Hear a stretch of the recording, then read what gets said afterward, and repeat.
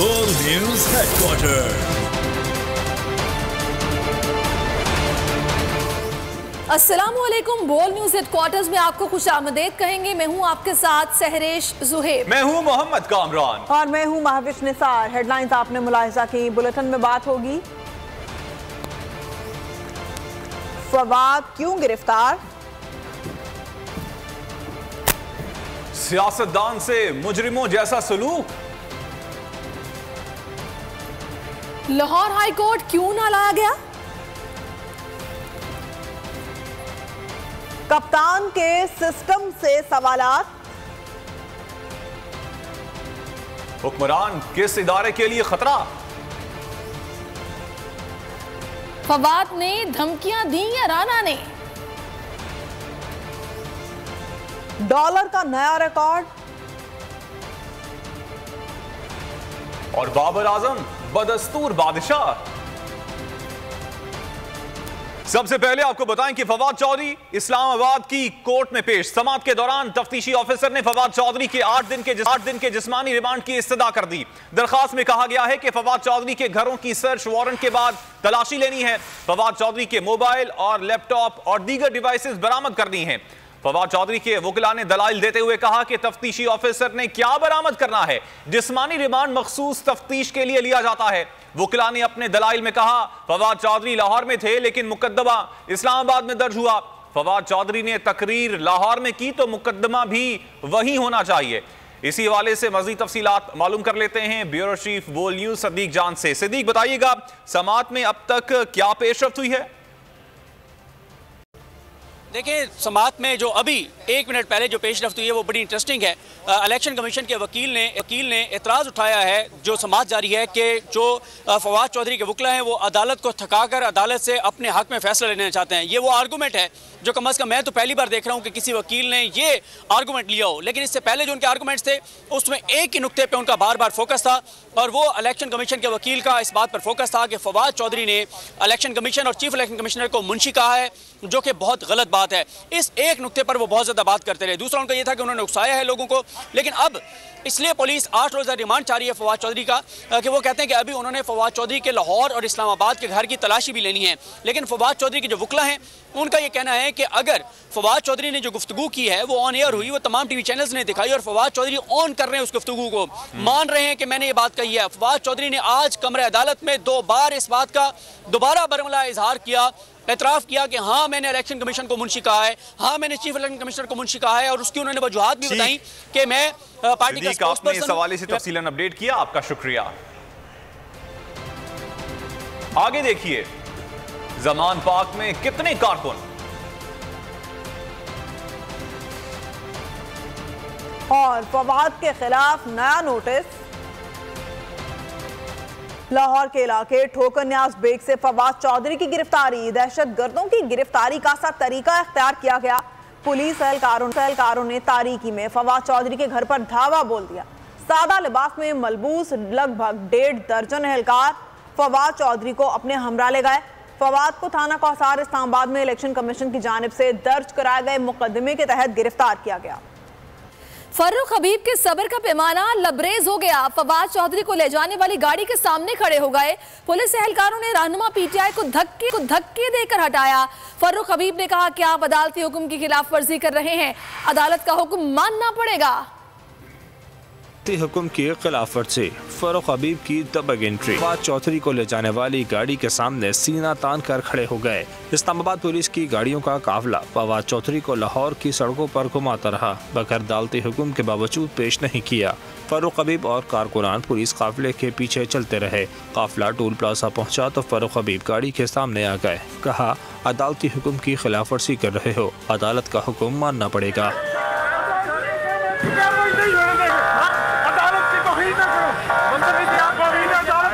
Police एहलकारों ने तहरीक इंसाफ के रहनुमा को धक्के दिए, गाड़ी के आगे से हटाया और फवाद चौधरी को लेकर रवाना हो गए। फवाद चौधरी को क्यों गिरफ्तार किया? इमरान खान हुक्मरानों पर बरस पड़े। खिताब में कहा, मुल्क में जंगल का कानून नाफिज किया जा रहा है। जंगल का कानून सिर्फ बनाना रियासत में होता है, इंसानों के मुआशरे में इंसाफ होता है। हुकूमत मुल्क को तबाही की जानिब ले जा रही है। इमरान खान ने सवाल उठाया कि चीफ इलेक्शन कमिश्नर को मुंशी कहना कौन सा जुर्म है? क्या इलेक्शन कमीशन को नहीं पता कि आपका काम शफाफ इलेक्शन करवाना है? इलेक्शन कमीशन ने किस बुनियाद पर मोहसिन नकवी को वजीर आला मुकर्रर किया? क्या आसिफ जरदारी मोहसिन नकवी को बेटा नहीं कहता? हमारी हुकूमत गिराने में मोहसिन नकवी का सबसे अहम किरदार था। इमरान खान ने अदालतों से नाइंसाफियों पर किरदार अदा करने की दरखास्त की। कहा अदालतें अपना आईनी किरदार निभाएं। दूसरा रास्ता यह है कि हम सड़कों पर आएंगे। सड़कों पर आने से मुल्क का नुकसान होगा। अदालतें हमें इंसाफ दिलवाएं।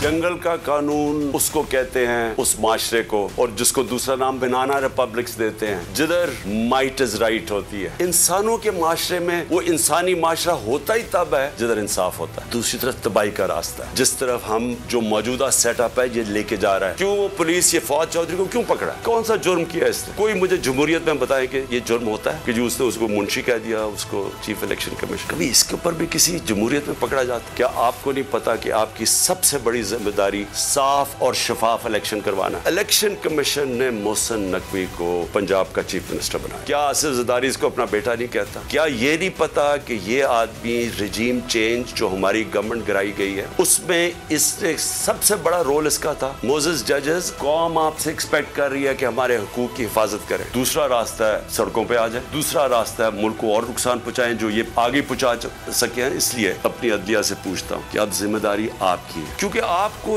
दुनिया देख रही है आपकी तरफ। अहम खबर है, फवाद चौधरी केस है और जिस्मानी रिमांड की इस्तदा पर फैसला महफूज कर लिया गया है।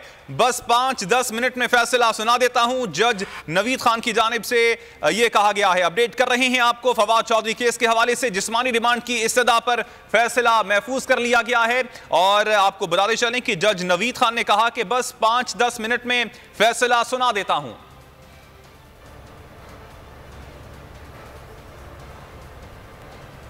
आपको बताएं कि इमरान खान कहते हैं मुल्क में आवाम की आवाज को दबाने की कोशिश की जा रही है। मुल्क एक खतरनाक मोड़ पर खड़ा है। इन हुक्मरानों ने मईशत तबाह कर दी है। मुल्क को जहां ले जाकर जाया जा रहा है इसका कोई मुस्तकबिल नहीं है। मईशत नीचे गई तो सबसे ज्यादा नुकसान एक इदारे को होगा। हम जा रहे हैं, ये निज़ाम नहीं चल सकता और नहीं चल रहा। आज हमारा मुल्क, कभी भी हमारे माशी हालात ऐसे नहीं थे जो आज श्रीलंका के अंदर IMF ने हुक्म दिया श्रीलंका को, श्रीलंका की फौज है उसका आधा करो। वो इदारा जिसको पता है कि अगर ये मुल्क की माशत नीचे जाती है तो सबसे पहले नुकसान उस इदारे का है। और मुझे बड़ा अफसोस से कहना पड़ता है कि हमारी हुकूमत हटा के उन लोगों को बैक किया गया जो इस मुल्क को 30 साल से लूट रहे थे। मुझे हैरत ये हुई कि रिजीम चेंज के बाद इनके साथ कैसे खड़े हो गए। वो इदारा जिसका सबसे ज्यादा स्टेक है कि पाकिस्तान एक ताकतवर मुल्क बने, जिस आवाज बंद करनी है वो इमरान खान की है। तो पूरा प्लान बना हुआ इनका। ये जो मेरे ऊपर कातिलाना हमला किस लिए किया गया? मैंने कौन सा जुर्म किया? ये मेरा वादा है कि जब तक मैं जिंदा हूं मैं इस मुल्क के लिए स्ट्रगल करूंगा। कि मैं किसी सूरत, अगर किसी का ख्याल है कि मैं इन चोरों के नीचे मान जाऊंगा, इनकी गुलामी, आखिरी अपनी सांस तक इनका मुकाबला करूंगा। मैं सिर्फ इस वक्त आप सबके लिए खड़ा। मेरी जो सारी जद्दोजहद है वो आपके लिए, और आपको इसके लिए सबको खड़ा होना पड़ेगा। मैं सारे पाकिस्तानियों को जमान पाक का घेराव, क्या इमरान खान को गिरफ्तार किया जाएगा? तहरीक इंसाफ ने खतरे को भांप लिया। खिलाड़ी कप्तान की ढाल बन गए। पुलिस की भारी नफरी के आते ही कारकुनान की बड़ी तादाद भी पहुंच गई। ताज़ा सूरत हाल जानते हैं वहां पर मौजूद बोल न्यूज़ के नुमाइंदे मोइन जुबैर से।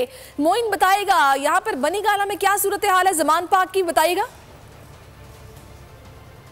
बिल्कुल, जमान पार्क के बाहर पाकिस्तान तहरीक इंसाफ के वर्कर्स ना सिर्फ लाहौर से बल्कि मुल्क भर से पहुंच रहे हैं। आपको कैमरामैन इखलाक इस वक्त मनाजर दिखाएंगे कि ये मेन फिर मनाजर हैं वर्कर्स की एक बड़ी तादाद जमान पार्क का पहुंचना शुरू हो रही है। और आपको इसके साथ साथ जमान पार्क का जो मेन गेट है जहां पर इमरान खान की रिहाइशगाह है, जहां से रास्ता अंदर जा रहा है इमरान खान की रिहाइशगाह की तरफ, वहाँ के मनाजर भी आपको दिखा रहे हैं। वर्कर्स की बड़ी तादाद ने इमरान खान की रिहाइशगाह की सिक्योरिटी संभाल रखी है। ख़ास तौर पे जो यूथ है वो इस वक्त भी जमान पार्क के बाहर मौजूद है। ख़वातीन की बड़ी तादाद मौजूद है।